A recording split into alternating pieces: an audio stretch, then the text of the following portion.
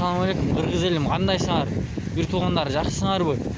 Бүгін 07-2020 7 май. Мына кыргыздар жанагы Оренбург обласында калып кеткен кыргыздар. Кыскасы же ар эмес, же бери эмес боло албай орто жолдо калып кетти. Же аяк өтө албай атабыз, же бияка кете албай атабыз. Же тамак аштан жок, эйин тала суу жок деген. Эчтеке жок. Барлығын құрсақтар ач, дегенге эчтеке жок, нан жок же башка нерсе жок.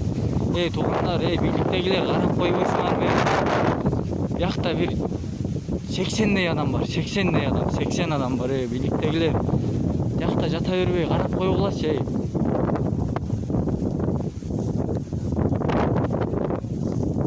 Мына туугандар кара эле болду, кыргыз эли бир карап жардам болуп.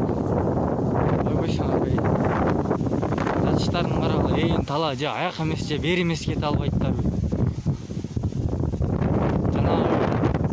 Hostelде жаткандар да бар. Аякта жанагы аэропортто күткөндөр бар, канча бир. Hostelде 1,5-2 айдай жаткан адамдар бар. Бияка келгендер. Жанагы аэропортто бар 5-6 күн, 7-8 күн жаткандар да бар. Бүт бары чогулушуп келгендер. Келип бияқта Оренбург шаарына келиштер. Келгенде ошол жерден постон тосуп, же ар эмес, же бери эмес кете албай калгандар. Сууда жок, нанна жок, эчтеке жок. Талаада калдылар, кыргыз эли, талаада эле калып карбалдылар го. Мына карагыласаңдар, мына.